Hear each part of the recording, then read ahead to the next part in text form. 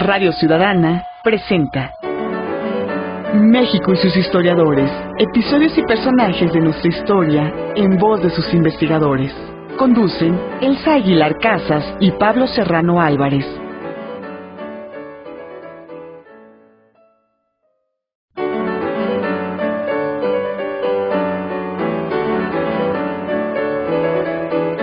Las 6 de la tarde con 4 minutos. Buenas tardes, les saluda Miguel Ángel Chávez a nombre del equipo de producción de México y sus historiadores.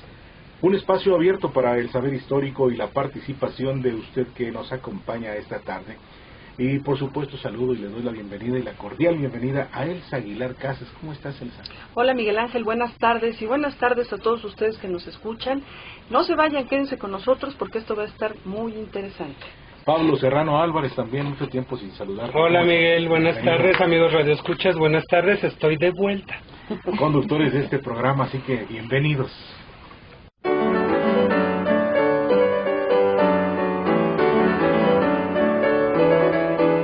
Antonio Díaz Soto y Gama fue un intelectual revolucionario, es decir, un pensador de su época indispensable para comprender la gestación del México moderno. Fue el principal ideólogo de Emiliano Zapata, un manantial de ideas desde su juventud, protagonista del Congreso Liberal de San Luis y la soberana Convención Revolucionaria. Esta tarde nos acompaña la doctora Gloria Villegas, autora del libro Antonio Díaz Soto y Gama, intelectual revolucionario, quien por primera vez comparte este trabajo con ustedes, amigos radioescuchas, y también con este programa.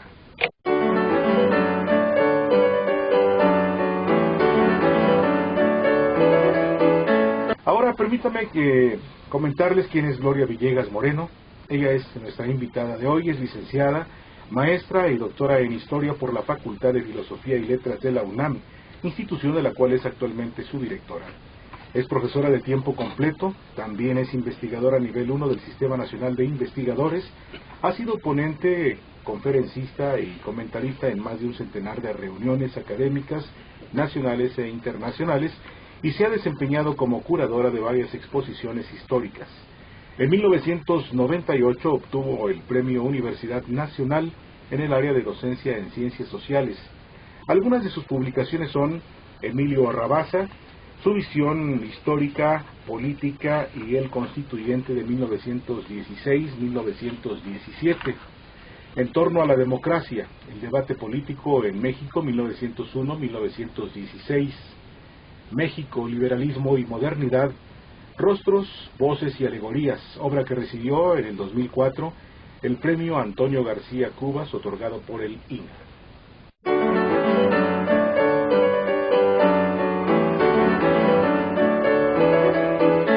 Y bueno, como ustedes lo saben, antes de dar comienzo a este programa, los invito para que estén en contacto con nosotros a nuestros teléfonos en el estudio, 5604-8229, 5604-7926 y también la línea sin costo, el 01800-670-1680. Estamos en vivo aquí en el estudio. Elsa, vamos a tener libros de regalo. Vamos a tener libros. Cuéntanos, por favor. Por supuesto, ya saben que siempre tenemos regalos para ustedes. Y en esta ocasión, gracias a la generosidad de la doctora Gloria Villegas, nuestra invitada, vamos a poder regalarles, tenemos 4 ejemplares del libro precisamente del que viene a platicar esta tarde, Antonio Díaz Soto y Gama, intelectual revolucionario. Así que tenemos 4. Llámenos, esperamos sus comentarios, alguna pregunta, algo que les llame la atención sobre el tema. Y bueno, ya saben, todos participan. Al final sorteamos al ganador. Pues estamos aquí al pendiente esperando sus llamadas. Así es, Elsa. Muy bien, pues amigos, ya lo escucharon. 5604-8229, 5604-7926. Y pues el 01800-670-1680. Y ahora sí, Pablo Serrano Álvarez, comenzamos. Hola amigos y amigas, buenas tardes Gloria Villegas. Buenas tardes, es un gusto estar aquí. Hoy estamos recontentos en este programa por 2 cosas. Una, porque estás aquí, que no es fácil porque es directora de una facultad y siempre está muy ocupada. Y 2, porque en esta semana recibimos una gran noticia para este programa. Nos dieron unos resultados de una medición de audiencia del 2010 donde resultó que casi 19,000 personas nos escuchan cada jueves a esta hora en este programa, que es un programa de historiadores, lo cual nos puso súper contentos, ¿verdad, Elsa? Sí, y además yo estoy también muy contenta por esos resultados, pero por supuesto especialmente por contar con su presencia y por tener aquí a nuestra querida maestra, la doctora Gloria Villegas. Es un gusto de veras, Pablo, tenerla aquí, poder charlar con ella, escucharla, y bueno, pues no se vayan, de veras los invitamos a que estén con nosotros porque el tema es por demás interesante y escucharla a ella, ya lo verán, que los va a dejar con la boca abierta. Llámenos. Bueno, Gloria, ¿quién era don Antonio Díaz Otoyugama? Porque además es un personaje pues vinculado al zapatismo, vinculado a la ideología revolucionaria, pero no mucha gente sabe de su existencia, de su trayectoria. ¿Quién era? Pues en primer lugar, qué gusto estar con ustedes conversando. Los historiadores siempre agradecemos compartir a través de estas charlas nuestras pasiones. Así es. Y estos personajes en verdad cautivan a quien se acerca a ellos. Antonio Díaz Otoyugama nació en 1880 en San Luis Potosí. Fue un estudiante al que le tocó vivir el estado de prosperidad inicial de la industrialización de ese estado. Estudió la carrera de abogado. La verdad es que estos abogados de finales de siglo son verdaderamente extraordinarios, tienen una formación y a lo mejor por eso nos entusiasman tanto, no solamente jurídicas sino históricas. Mirar el derecho como un campo de conocimiento que hay que trabajar intensamente, pero con una visión histórica, ¿sí? Entonces, ahí están estos primeros elementos. Él era hijo también de un abogado que era profesor del Instituto Científico y Literario de San Luis Potosí, que esto también nos habla del desarrollo en distintas regiones de instituciones de una muy alta calidad, ¿sí? Así es. Y en San Luis Potosí, claro, empezó pues esta presencia de los movimientos sociales. Él tiene vínculos con Arriaga, después va a participar precisamente en el Congreso con los hermanos Flores Magón, y entonces hay una trayectoria realmente muy interesante porque es de estos jóvenes que se enfrentan a los aparatos de justicia, muy resistentes a cualquier crítica, y que a veces son estos agravios los que van formando en la mentalidad de estos personajes la necesidad de transformar al país. Claro. Y por supuesto, bueno, él es un hombre que la misma experiencia del magonismo pues lo descuadra un tanto, se retira de la actividad política durante algunos años, porque obviamente recibió pues estos golpes duros del régimen. Claro. O sea que participó activamente dentro del magonismo en San Luis Potosí. En San Luis Potosí, el Congreso Liberal, él va representando al Club Liberal de Estudiantes Potosinos, que además es interesante porque ellos invitan a Flores Magón a que los represente en ese congreso. O sea, en este momento hay estos vínculos con el periodismo, con las primeras expresiones de regeneración, están muy bien formados. Entonces, Ricardo Flores Magón ya está representando un personaje importante en este momento. Incluso a mí me gusta mucho mencionar cómo Regeneración habla, el mismo Flores Magón en el periódico, saluda el inicio del Congreso de San Luis Potosí, expresando que San Luis Potosí es ahora la Jerusalén de nuestros ideales democráticos. ¿Sí? Entonces, bueno, sí hay y diría yo, a lo mejor una militancia interrumpida después del magonismo, como sabemos, pues sufre embates importantes, tienen que ir al extranjero, y lo que siempre aparece en su Otoyugama es una reflexión de lo que está ocurriendo. ¿Sí?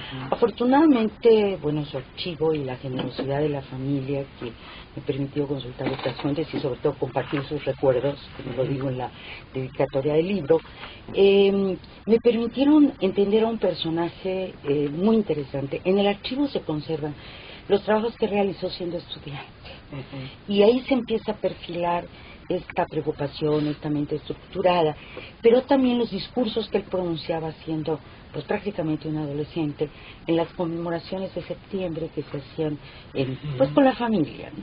Y ahí vamos viendo su preocupación, su interés, al principio una crítica no tan severa hacia el régimen de Díaz, pero después, bueno, ya se esperaba la enjundia del discurso de Díaz Soto-Ilgama en este pequeño núcleo familiar. Obviamente también le invitan como orador a algunas conmemoraciones. Él forma algunos grupos de estudiantes siempre con la idea crítica de mirar hacia la mejoría del país. Y obviamente, bueno, pues esta es toda una preparación muy interesante, es encarcelado, ya saben, pues todas estas experiencias que viven estos jóvenes críticos y que afortunadamente podemos documentar a través de los archivos. Y después del magonismo, de la experiencia con el magonismo, ¿tiene alguna vinculación con el maderismo? Cuando se da este rompimiento entre las dos corrientes magonistas, maderistas, ya ves que hay un éxodo de magonistas con el maderismo, muy importante, sobre todo en el norte. Fíjate que hay desde antes un cierto distanciamiento, no hay una empatía de Soto-Ilgama con Madero al principio, ¿sí? Vasconcelos lo invitó a participar en el antirreeleccionismo en 1909. A Soto-Ilgama no le entusiasmó en ese momento la idea, él estaba un tanto decepcionado de la actividad política y se retrajo en ese momento. Claro. Después no se sumó a la revolución de 1910, pero cuando Madero llegó a la presidencia sintió que era muy importante apoyar al nuevo régimen, ¿sí? Con todas las expectativas que habría, pero al mismo tiempo era un personaje que criticaba aquello que consideraba que podía ser un exceso del maderismo.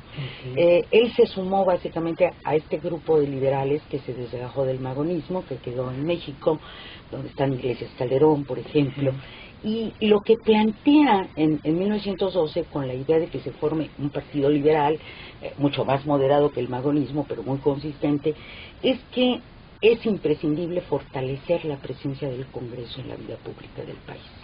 Dice, tradicionalmente los presidentes en México se convierten con una facilidad enorme en dictadores. Entonces necesitan un carcelero, y ese carcelero tiene que ser el Congreso. Esta idea del parlamentarismo, que va a florecer con mucha intensidad durante la convención, pues empieza a plantear desde ahí. Entonces sí, hay un distanciamiento, hay una primera admiración de Madero por lo que puede hacer, pero después hay una posición crítica que además considera Soto-Ilgama que debe ser la que tienen que asumir los hombres de ideas. Soto-Ilgama es un hombre que tiene una trayectoria muy interesante, que como usted nos lo está contando, bueno, adquiere esta experiencia política desde muy joven, desde muy temprana edad, siendo muy joven, pues, magonismo y luego todo esto que va. Y usted lo toma, maestra, para este libro como un botón de muestra de lo que son la participación de las clases medias en la revolución. Porque pensamos quizá, cuando se piensa en la revolución, quizá lo común, el lugar común es pensar en la bola, pero ¿y estos hombres que pertenecen a otro sector específico, a la clase media, qué es? ¿Qué aportan? Bueno, lo que pasa es que aquí hay una lógica en la militancia de estos grupos, porque no es algo aislado. Por eso lo dice muy bien Elsa, o sea, es un botón de muestra y un botón de muestra que viene de una región específica y que podemos encontrar muchísimos más, porque hay figuras muy notables, después sabemos al lado de los revolucionarios, bueno, pues con Carranza, Luis Cabrera, en fin, y ahí podemos el mismo Roque Estrada, que también participó en el constitucionalismo. Y en otro nivel hay grupos muy importantes que se están sumando a este movimiento o a la idea del cambio. Y creo que esto tiene una lógica dentro de la vida del país, dentro del régimen porfirista y sobre todo hombres tan importantes como Justo Sierra, que estuvieron planteando con mucha insistencia la necesidad de un gran proyecto educativo nacional. Apostaron mucho a la idea de que se formaran clases medias. ¿Sí?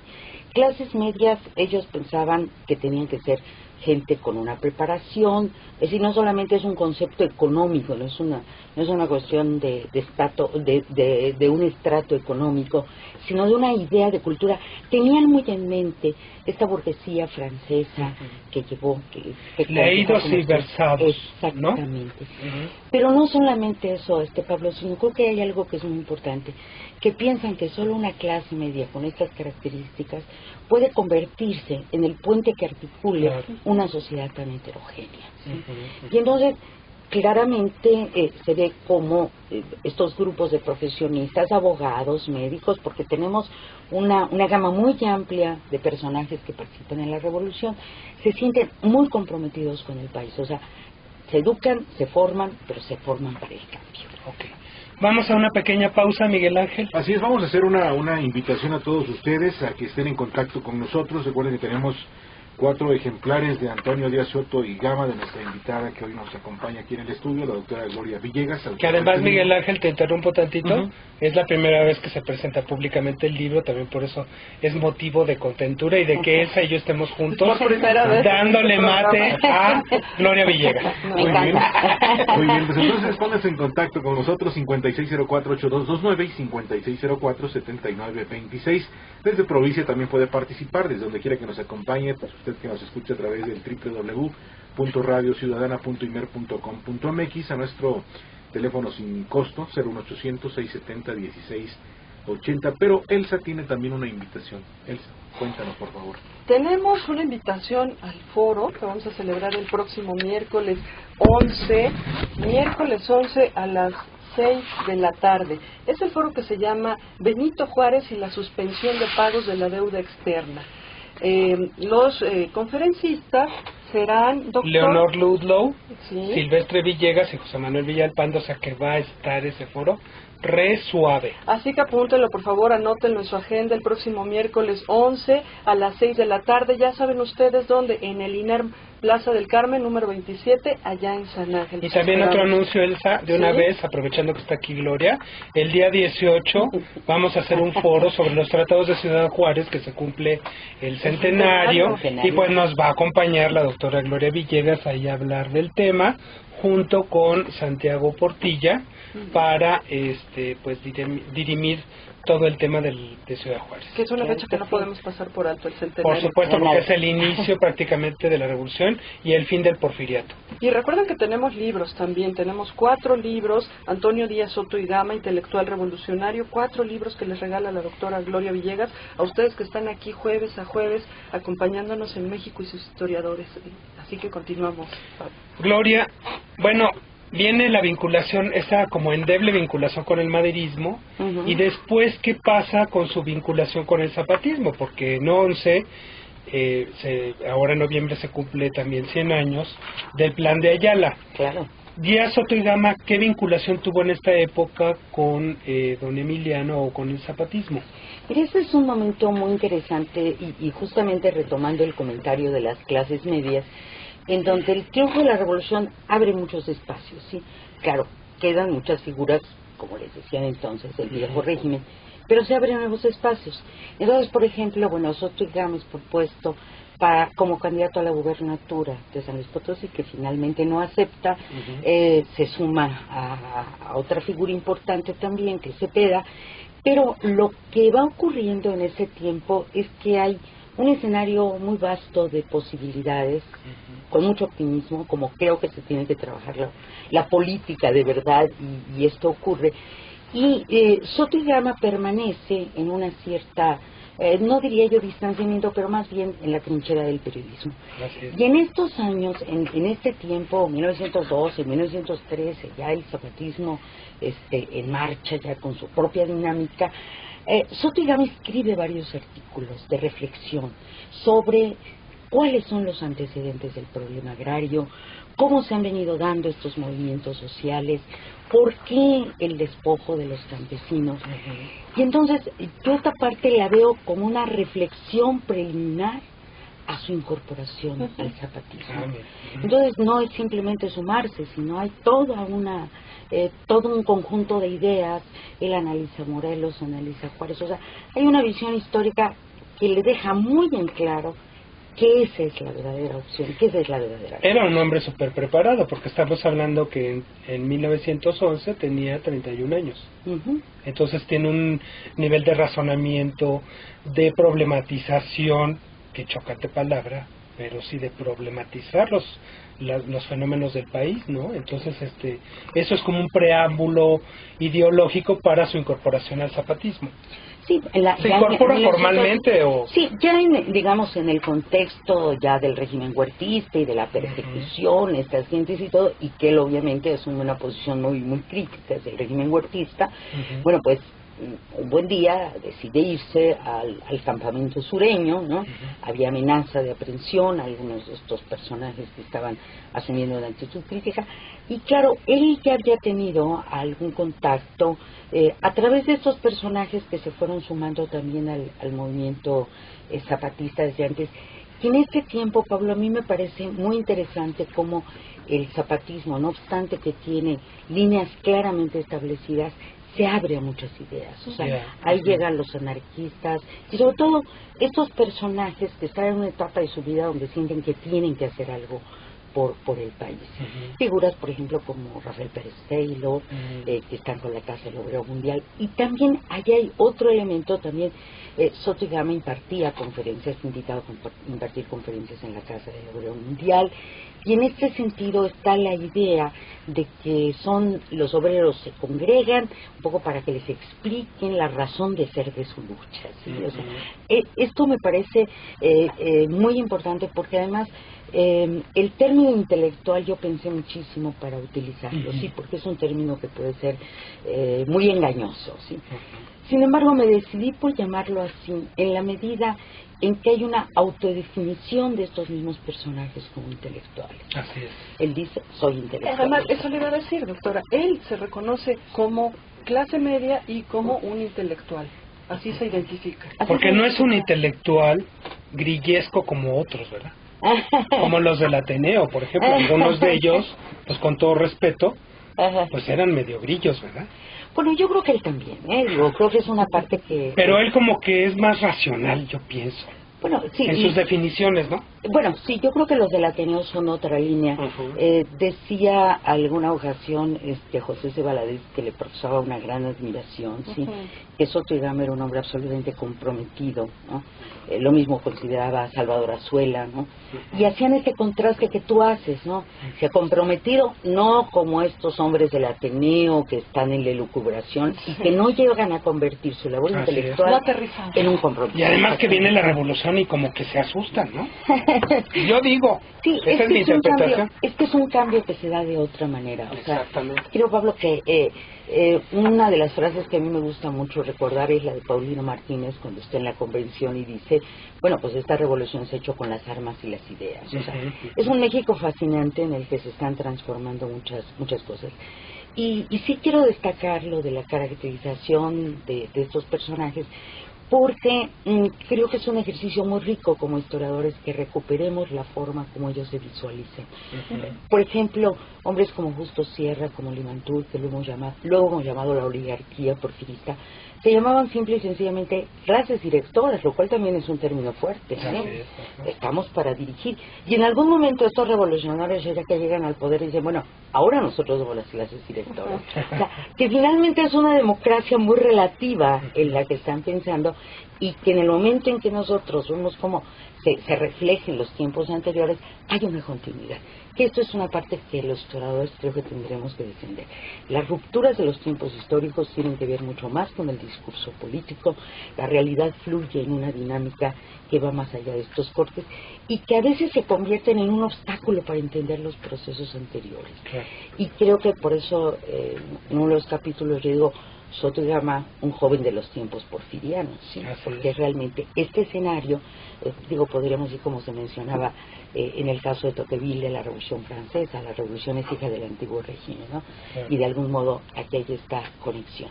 Pero la caracterización de intelectuales creo que es muy clara en Soto y Gama y por eso, siendo un término controversial, yo preferí ser fiel a la misma idea que él tenía de su propio. Oye, Gloria, fíjate que yo soy recuriosito.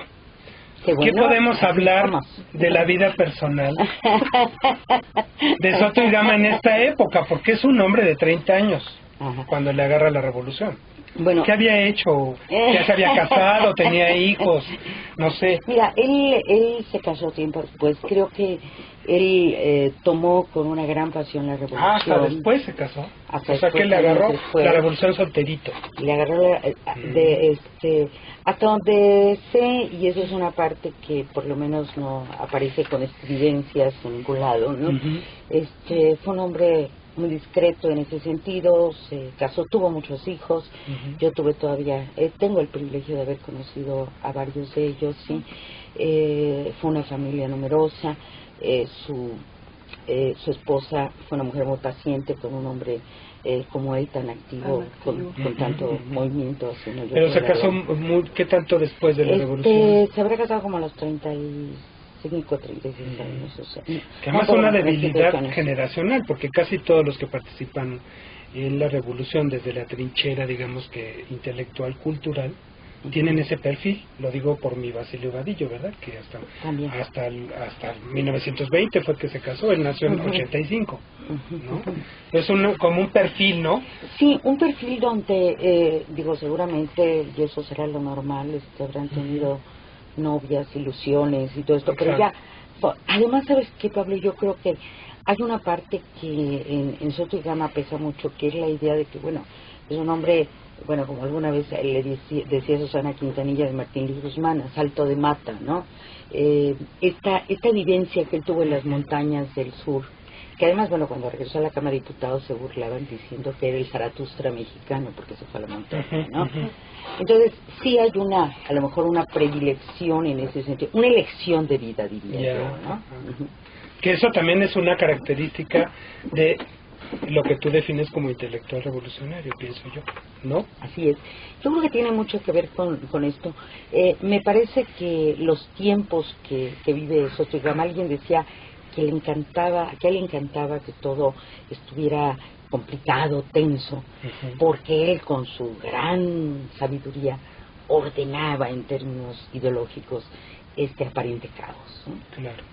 Vamos a ir al corte y regresamos. Miguel Ángel, por favor, recordamos los teléfonos. Por supuesto que sí, los invitamos, amigos, para que nos hagan llegar sus comentarios. Estamos en México y sus historiadores, aquí en 660 Radio Ciudadana, 5604-8229, 5604-7926, amigos en provincia, amigos que nos siguen a través de la red, 01800-670-1680. Regresamos.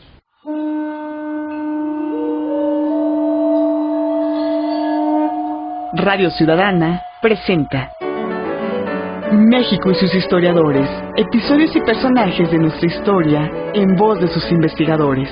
Conducen Elsa Aguilar Casas y Pablo Serrano Álvarez.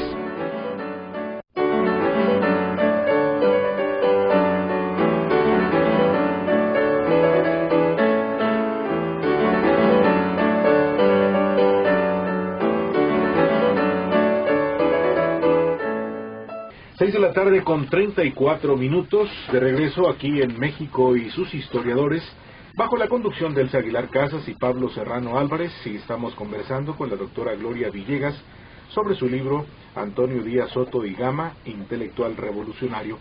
Antes de retomar nuestra conversación, gentiles amigos como siempre, pues los invitamos a leer como cada semana, a partir de mañana, los expedientes digitales INERM en la página electrónica www.inerm.gov.mx. En esta entrega, el Partido Político Nacional de Pablo Serrano Álvarez, el Partido Católico Nacional de Pablo Serrano Álvarez y el Gobierno de Benito Juárez en Veracruz de Roberto Espinosa de los Monteros. Así que pues visite www.inerm.gov.mx. Y les recuerdo que, bueno, pues los invito para que tengan en su poder, si es que no se los han llevado por ahí. Al final tendremos los ganadores de este material, de este libro, Antonio Díaz Soto y Gama, de nuestra invitada de hoy, la doctora Gloria Villegas. Así que pues en contacto 5604-8229, 5604-7926. Continuamos. Sí, sigan llamando porque todas las llamadas concursan, al final se eligen los ganadores para llevarse el libro, Miguel. Y además es un libro maravilloso, apenas le estoy hincando el diente porque además es un libro bastante grande y muy esperado, ¿verdad, Gloria? Sí. Pero súper interesante, creo que no se había hecho una biografía de tal naturaleza de este gran personaje que es Díaz Soto y Gama, y a mí me gusta mucho el esquema que le diste, porque no es un esquema que te atrape en la ideología, ¿no? Tampoco en una trayectoria farragosa de su vida y su participación en los periodos. Es bastante equilibrado, bien narrado, como tú sueles narrar las cosas de historia. Y ahora una pregunta: ¿cuál fue su participación verdadera en el zapatismo? O sea, ¿anduvo ahí con don Emiliano o nada más fue de los que acá estaban en la ideología montados y escribiendo planes y programas? Bueno, de todo, ¿eh? ¿De todo? O sea, mira, yo creo que Soto y Gama llega al zapatismo en un momento muy oportuno. Muy oportuno, ¿por qué? Porque obviamente ya se había, digamos, estaba el régimen de Huerta, ya había una necesidad de redefinición del zapatismo, y la parte original del plan de Ayala, bueno, requería tener un vuelo mayor para que efectivamente se convirtiera en un movimiento de carácter nacional. Sí, por supuesto. Entonces, Soto y Gama, claro, esto genera muchos problemas, porque a quienes han hecho el zapatismo originario, pues no les gustan mucho estos catrincitos de ciudad, ¿no? Para Incluso... nada. Que me imagino que además tenían un lenguaje medio rarito. Claro, sí. Pero, por otra parte, estos personajes sienten una gran admiración por lo que está pasando. Y por una razón muy importante, porque creo que esa generación también fue sensible a darle una importancia, a reconocer el significado de la intuición. Ellos leyeron a Verso. Entonces, se formaron en el positivismo, y en ese sentido, bueno, hay muchas nociones positivistas, pero también entraron a esta parte donde los ateneístas también incursionaron. Entonces, la idea de que al conocimiento también se puede llegar por la vía de la intuición. Eso le permite a esta generación, y en particular a Soto y Gama, experimentar una admiración extraordinaria por la inteligencia de Zapata. O sea, Zapata, para ser inteligente, no tenía que ser letrado. Claro. Y resulta también muy interesante cómo se ve Zapata sería una gran admiración, tiene una gran admiración por Soto y Gama en la correspondencia al licenciado, en fin. Hay un convenimiento, que esto yo varias veces lo he platicado con nuestros colegas que se dedican a la política, que sentía realmente un gran respeto por lo que era el trabajo del caudillo y del intelectual, ¿verdad? ¿Se sentaban ambos dos a platicar? Se sentaban. Ahora, yo te diría que no solamente llega en un momento oportuno, sino que Soto y Gama permite que afloren otras cosas del zapatismo. Sí, es un detonador. Cuando en 1914 está esta situación, digamos, ya del movimiento constitucionalista, el tema de la guerra internacional, Zapata decide escribirle una carta al presidente Wilson, ¿sí? Explicándole el porqué del movimiento del sur.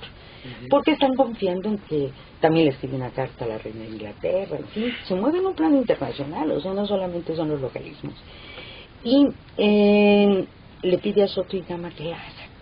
Y Soto y Gama hace todo un planteamiento, ¿sí?, que nace del zapatismo, pero que va más allá. Y entonces, esto lo narra alguno de los personajes que lo conoció, dijo: gracias, licenciado, necesitábamos que alguien expresara realmente con toda esa intensidad lo que nosotros queremos. Por eso yo en algún momento digo, bueno, es el exégeta del zapatismo en muchos sentidos, que él decía que, bueno, Zapata daba la idea y ellos la desarrollaban.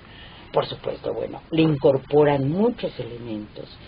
Y en este primer encuentro, Zapata percibe muy bien este talento de Soto y Gama, y cuando viene el momento de la convención y enviar a la delegación, bueno, pues Juan Pablo Martínez, Soto y Gama. Esta combinación, que creo que es muy acertada, que además da una serie de elementos muy interesantes, porque la invitación de la delegación zapatista, como sabes, bueno, pues había una cierta resistencia de los constitucionalistas a que participaran en la convención, aunque inevitable, ¿no?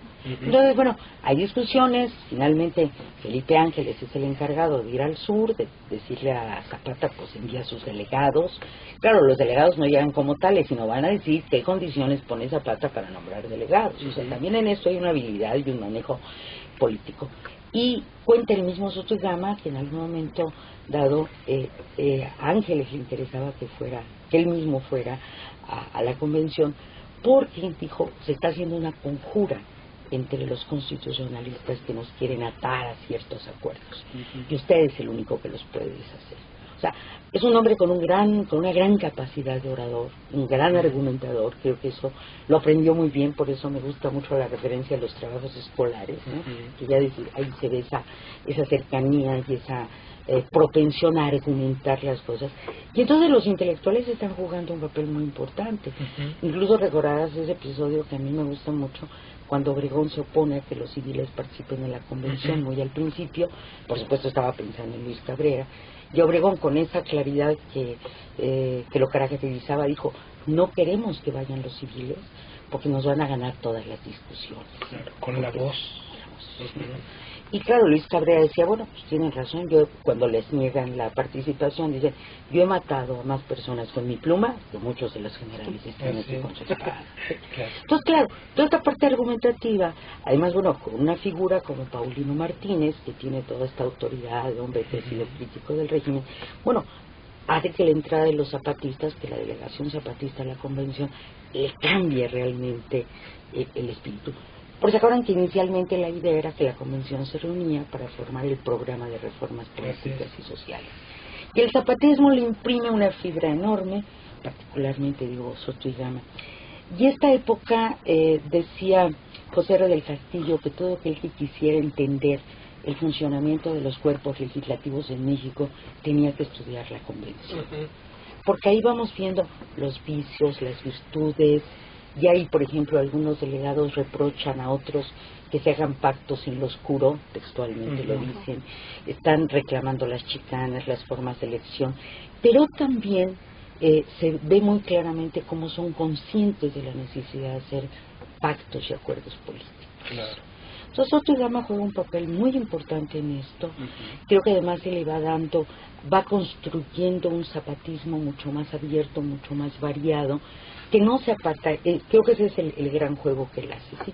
Que no se aparta de este sentido de la noción del problema agrario, que él había estudiado ahí en sus artículos de 1912 como la clave para articular el resto de los problemas. Sí, lo que pasa es que él se sabía toda la cuestión agraria, pero de pe a pa. A eso súmale la aportación del zapatismo como programa de movimiento social. Y esa capacidad de orador. Exactamente, de argumentar, de criticar y pues de agarrarse con la palabra, ¿no? Sí, él años después, por ejemplo, reconocía que había cometido muchos excesos en la convención y decía, bueno, es que era la época del paroxismo revolucionario, ¿sí? Y había que construir de esta manera las ideas. Y esta es una línea que a mí siempre me ha parecido muy interesante, que es el análisis del discurso, que finalmente tiene sus ritmos, tiene sus fundamentos, tiene además una virtud, la virtud persuasiva, que acaba por conquistar a los otros a una cierta idea.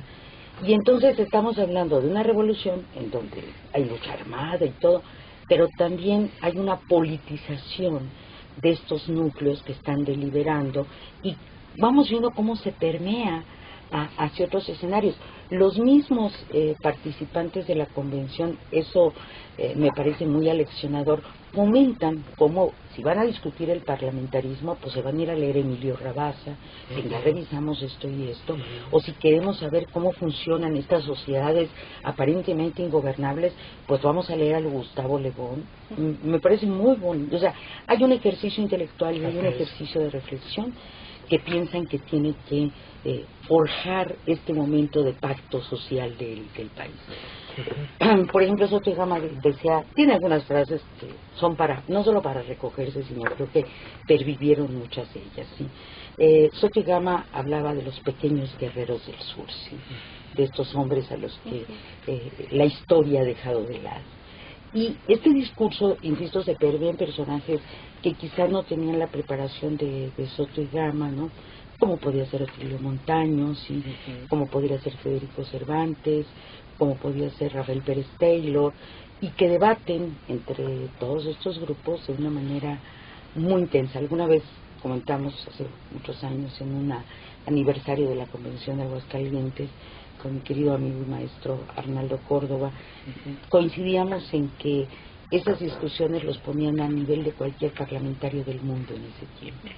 O sea, son grandes figuras que están construyendo la nación y por supuesto sabemos que el constituyente de 17 es digamos, el epílogo de algún modo de esto, pero aquí está toda esta gran discusión. Y ya que trae a colación a Otilio Montaño, doctora, bueno, tenemos aquí varias llamadas que por supuesto les agradecemos a ustedes que se tomen el tiempo de hablar y de compartir sus inquietudes. Hay aquí una precisamente que hace referencia a Otilio Montaño que acaba de mencionar. Nos preguntan el señor José Jasso, ¿cuáles son las diferencias? ¿Cuáles fueron las diferencias entre Antonio Díaz Soto y Gama y Otilio Montaño? ¿Tuvieron ahí sus... Bueno, ese tema de las divergencias que tuvo muchas diferencias también con Palafox, claro, no llegó a, Palafox no llegó a ser fusilado, y Otilio Montaño sí. Se insertan en un tema que es muy interesante también en ese tiempo, y en cualquier época, se presentó en la Revolución Francesa, se presentó en muchos movimientos de ese tipo, cómo funciona la justicia dentro de la revolución, ¿sí? Si normalmente hay leyes, bueno, en términos de una revolución, como decía Luis Cabrera, pues todas las leyes se rompen. ¿Y entonces qué hacemos? Los tribunales de justicia revolucionaria, que es una propuesta que se hace desde la convención y se hace desde el magonismo, que hablan de un comité de salud pública al estilo de la Revolución Francesa para juzgar a los enemigos de la revolución. Si el triunfo de la revolución es el valor máximo, el resto de la gente se supone a eso. Y en este caso, Otilio Montaño estaba acusado, o había sospechas, o había intrigas, como se decía mucho en ese tiempo, ¿no?, de que estaba traicionando al zapatismo. Entonces, hay una divergencia en un sentido. O sea, Otilio Montaño representa el zapatismo originario y Soto y Gama representa un zapatismo renovado, ¿no? Y obviamente hay conflictos, hay desacuerdos. Ayer que platicábamos acerca del interesante libro de Edgar Rojano, Las cenizas del zapatismo, veíamos que estas divergencias que se dan después de la muerte de Zapata ya están desde antes, ¿sí? Sí, en Gilardo Magaña, que es también cercano a Soto y Gama, en Otilio Montaño y Palafox. Bueno, entonces hay muchas confrontaciones. Hay un intento muy interesante de Soto y Gama de la formación de este Centro Consultivo de Propaganda Revolucionaria en 1916, que él dice que mientras más intelectuales se sumen a la revolución, marcharemos con mayor celeridad y más consistencia. Entonces sí, claro, se forma pues en un tribunal a Otilio Montaño por esta supuesta traición, que el mismo Zapata de algún modo estaba convencido. Entonces el ejercicio de la justicia revolucionaria en este sentido, lo que narrará Soto y Gama después es, bueno, se le juzgó y se encontraron pruebas, ¿no? Y lo mataron horrible. Sí, bueno, como muchos otros. ¿Qué pasó después de la convención con Soto y Gama? ¿Qué pasó con Soto y Gama después del zapatismo? Porque además tuvo una vida muy larga, ¿no? Muy larga. Fue consejero del Instituto Nacional de Estudios Históricos de la Revolución Mexicana. Así es. Del INERM, exactamente. Creo que en ese sentido, don Salvador Azuela, que sentía una gran admiración por él, tuvo la sensibilidad de incorporarlo. Una de las mejores descripciones que yo he leído de este personaje son justamente de don Salvador Azuela, ¿sí?, que decía que, bueno, Zapata Soto y Gama no tenían visiones. Lo único que quería era detentar el monopolio ideológico del movimiento sureño. Menuda cosa, ¿no? Pero bueno, lo que tiene Soto y Gama también es que es un hombre que vive de una manera modesta, que no aparece, y esto es como un ejemplo continuo, no es como estos revolucionarios que se enriquecieron. En la convención se les llamaba cuidado con los de la uña, ¿no?, porque obviamente robaron muchos. Entonces Soto y Gama fue un hombre muy, diría yo, muy austero en ese sentido. Tenía muy bien establecidos sus valores, ¿no? Y él como intelectual apreciaba mucho su tarea, y esa era su verdadera riqueza, ¿no? Entonces, la participación, yo aquí dividiría un poco la participación como en dos momentos, ¿no? Esta primera etapa en donde los zapatistas llegan a la convención y de hecho replantean toda la tendencia misma de la convención, diríamos, puede decir que la radicalizan. Soto y Gama tuvo una frase muy bonita porque decía: la revolución se reedificó en el sur gracias al genio de Zapata, ¿sí? O sea, toda esta combinación, y bueno, la están rehaciendo en la convención, que como sabemos anda en distintos lugares, la Ciudad de México, Aguascalientes, etcétera, porque están deliberando al mismo tiempo que está la guerra, la lucha, etcétera, ¿sí? Entonces, esa es una etapa importantísima. Como decía yo, los debates parlamentarios son extraordinarios, de una lucidez increíble, hacen propuestas creo que muy agudas. Se establece, por ejemplo, el tema del derecho de los obreros a la huelga. Hay quien dice, bueno, ¿y por qué si no participaron en la revolución? Y entonces Soto y Gama responde, y varios oradores más, es que si no les damos estos derechos, se van a ir a la revolución. Tenemos que entender que al país hay que integrar todos estos elementos. Hay una discusión muy bonita también acerca de la situación de los hijos naturales, y ahí se plantea que no debe haber diferencia entre unos y otros, sobre el tema de la paternidad, de la mujer, en fin, del derecho al divorcio. Sí, la educación, por ejemplo, bueno, esto es un tema central en la convención. Recordemos que son los representantes de los militares, y estos son muchos de ellos intelectuales o gente que se forma en un nivel de análisis muy fuerte ya dentro de la convención. Entonces, bueno, ese es otro momento. Y después, cuando la convención prácticamente se disuelve, en el Centro Consultivo de Propaganda y Unificación Revolucionaria se generan un conjunto de leyes muy importantes, fundamentales, que tienen que ver. Menciono una, por ejemplo, hay una ley del plebiscito, sí, donde dicen la democracia es muy importante, pero no termina ahí. Claro. Tiene que haber un ejercicio plebiscitario. Hay otra que se refiere a la calidad y al nivel económico que deben guardar los funcionarios públicos por salud de toda la sociedad. Y otra que muestra justamente que estos hombres estaban pensando a fondo el país, ¿sí? Una ley que se llama de los incapacitados, considerando que el gobierno tiene la obligación de protegerlos. Muy avanzada, si estamos hablando de 1915, 1916. Claro. Entonces, esta es una etapa también de una gran construcción en la que participan estos revolucionarios. Y en 1916, esta fundación del Centro de Propaganda, el Centro Consultivo y de Propaganda Revolucionaria, es extraordinario, porque ahí Soto y Gama plantea esta organización como gente que tendrá que ir dando conferencias en todas las ciudades, ¿sí?, para que se entienda bien la revolución. Doctor, entonces cuando muchos o algunos historiadores dicen que el zapatismo realmente no tenía un proyecto de nación, eso es equivocado, decirlo de esa manera, y que el constitucionalismo, que Carranza sí tenía ahí un proyecto que miraba en grande para todo el país. Yo creo que, bueno, y siguiendo un poco con la pregunta con lo que mencionaba Pablo, entre 17, 18, 19, o sea, prácticamente hasta la muerte de Zapata, los manifiestos y las leyes que Zapata expide, que son muchas, ¿sí?, están realizadas o por Gildardo Magaña o por Soto y Gama, ¿sí? Claro. Y con esta idea, insisto, muy amplia. O sea, yo sé que los debates son, bueno, que por cierto los editó por Félix Liner, los debates de la Soberana Convención Revolucionaria, que valía la pena reeditarlos. Es un material muy difícil de conseguir, aunque está trunco, pero bueno, son difíciles, pero allí están los grandes debates del país. O sea, es la antesala del Constituyente 17, en donde muchas cosas ya se han discutido.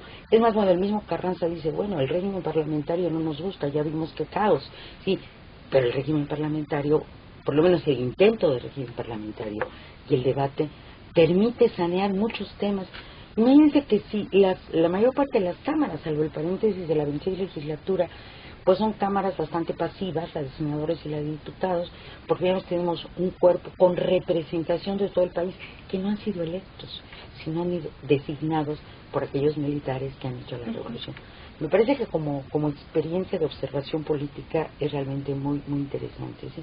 Entonces, sí, yo sí diría, es un proyecto que se va construyendo, y que además no olvidemos que entre el programa del Partido Liberal, que el trabajo pues de Flores Magón es extraordinario, y que ahí hay todo un planteamiento general, y el que se está forjando en la convención, pues claro que hay una propuesta claro, lo de proyecto de nación se ha vuelto un término un poco gastado, pero lo que yo diría que el zapatismo está generando todo esto.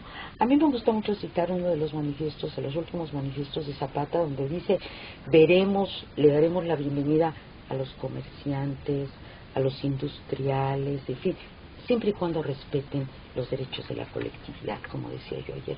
Claro, y además del zapatismo surge, y eso no lo podemos olvidar, el planteamiento del Partido Nacional Agrarista, que, con perdón del PNR o de los otros, es el primer partido de masas que integra, no solo se llama agrarista, pero integra cuestión obrera, cuestión política, etcétera. Entonces, yo creo que ahí hay que fue muy importante en la década de los 20, ¿no? Ese partido. Y que además, siendo Soto Gama diputado en estas legislaturas, bueno, hace un trabajo muy fuerte para lograr todo, digamos, el avance de lo que es la primera reforma agraria. ¿Ocupó cargos públicos Soto Gama? No, Soto Gama lo que hizo fue dedicarse, digamos, fue diputado en varias legislaturas. Es un trabajo realmente muy, muy interesante, ¿no? Por ahí alguien preguntaba cómo se dio su vínculo con Obregón. Sí, precisamente. Obregón lo conoció en la convención, supo de él.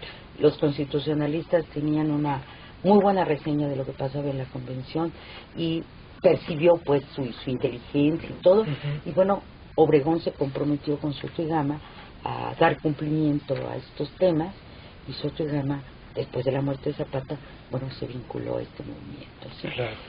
Alguien por ahí en alguna pregunta decía, bueno, su conversión al catolicismo, porque esos temas que te interesan. ¿Sí? No porque sea conservador, sino porque me gustan.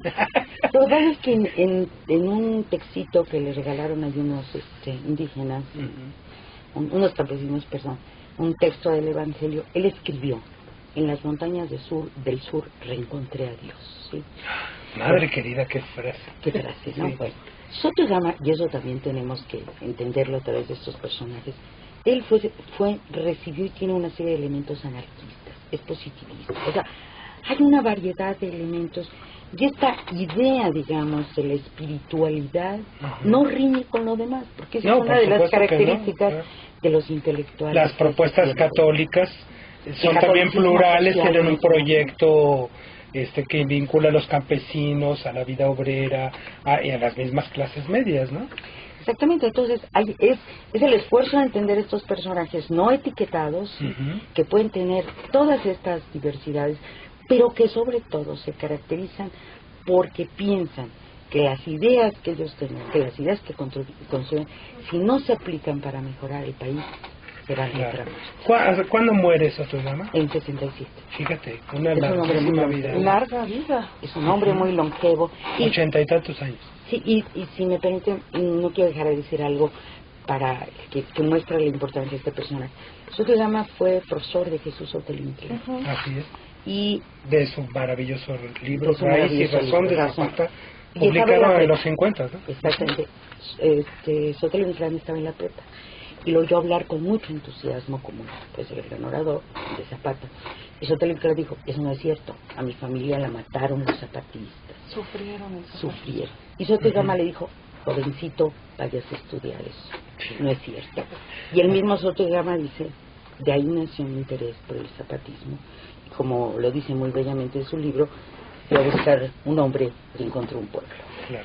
Gloria Villegas, bueno, amigos y amigas, nos quedamos con muchas cosas en el tintero porque esta investigación pues es amplísima, de un personaje que vivió más de 80 años.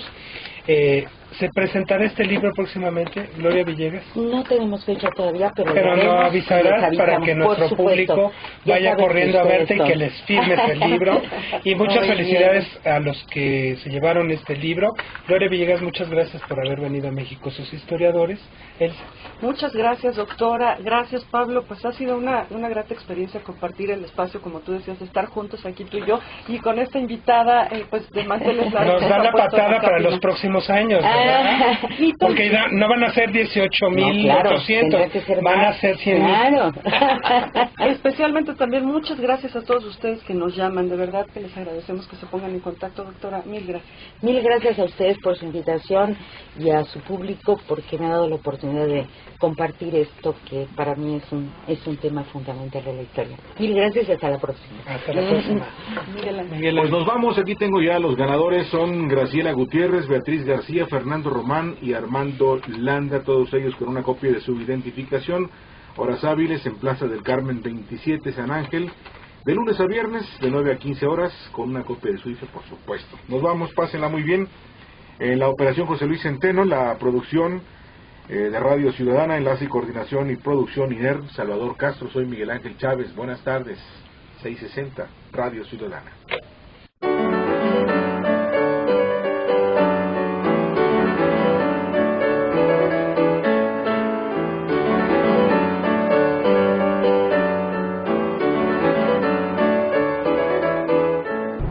Instituto Nacional de Estudios Históricos de las Revoluciones de México. INERM, para vivir la historia.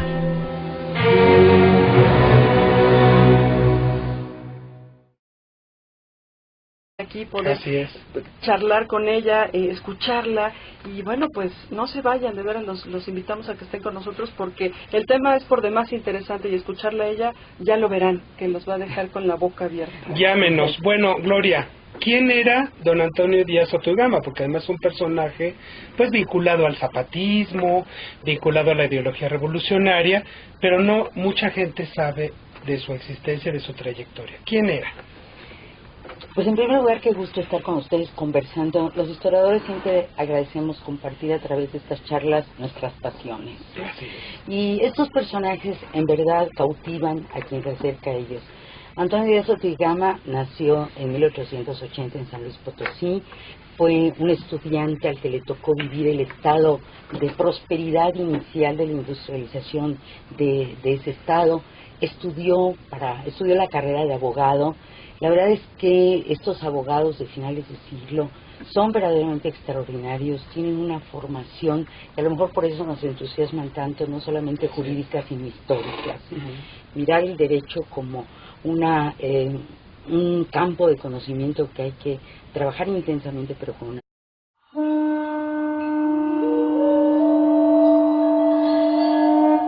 Radio Ciudadana presenta México y sus historiadores, episodios y personajes de nuestra historia en voz de sus investigadores. Conducen Elsa Aguilar Casas y Pablo Serrano Álvarez.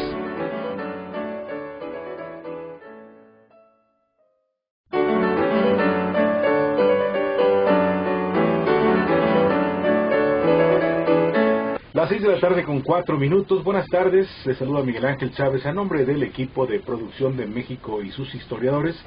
Un espacio abierto para el saber histórico y la participación de usted que nos acompaña esta tarde. Y por supuesto saludo y le doy la bienvenida y la cordial bienvenida a Elsa Aguilar Casas. ¿Cómo estás, Elsa? Hola Miguel Ángel, buenas tardes y buenas tardes a todos ustedes que nos escuchan. No se vayan, quédense con nosotros porque esto va a estar muy interesante. Pablo Serrano Álvarez, también mucho tiempo sin saludar. Hola Miguel, buenas tardes, amigos radioescuchas, buenas tardes, estoy de vuelta. Conductores de este programa, así que bienvenidos.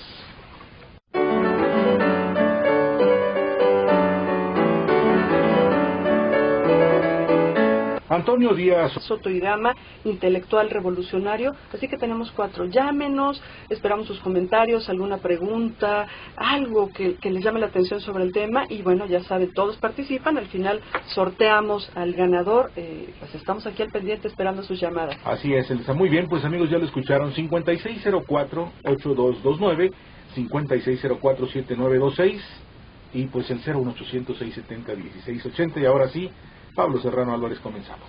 Hola amigos y amigas, buenas tardes Gloria Villegas. Buenas tardes, es un gusto estar aquí. Hoy estamos recontentos en este programa por dos cosas. Una, porque estás aquí, que no es fácil porque es directora de una facultad y siempre está muy ocupada.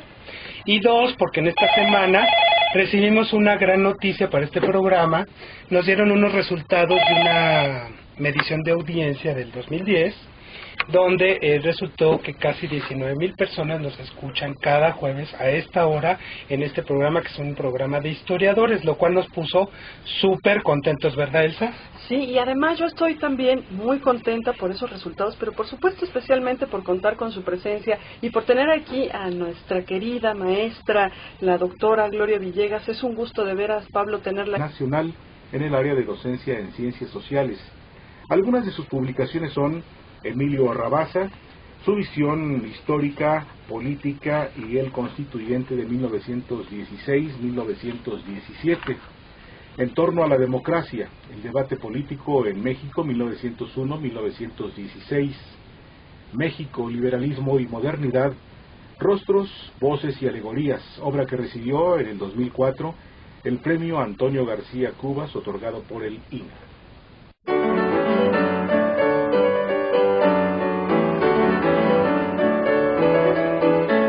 Y bueno, como ustedes lo saben, antes de dar comienzo a este programa, los invito para que estén en contacto con nosotros a nuestros teléfonos en el estudio 5604-8229, 5604-7926 y también la línea sin costo el 01800-670-1680. Estamos en vivo aquí en el estudio. Elsa, vamos a tener libros de regalo. Vamos a tener libros. Cuéntanos, por favor. Por supuesto, ya saben que siempre tenemos regalos para ustedes. Y en esta ocasión, gracias a la generosidad de la doctora Gloria Villegas, nuestra invitada, vamos a poder regalarles. Tenemos 4 ejemplares del libro, precisamente del que viene a platicar esta tarde, Antonio Díaz Soto y Gama fue un intelectual revolucionario, es decir, un pensador de su época indispensable para comprender la gestación del México moderno.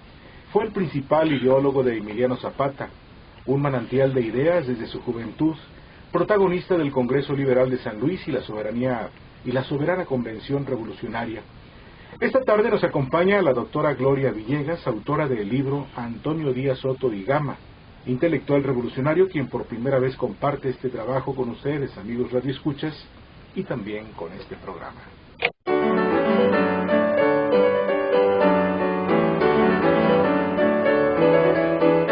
Ahora permítame comentarles quién es Gloria Villegas Moreno. Ella es nuestra invitada de hoy, es licenciada, maestra y doctora en Historia por la Facultad de Filosofía y Letras de la UNAM, institución de la cual es actualmente su directora.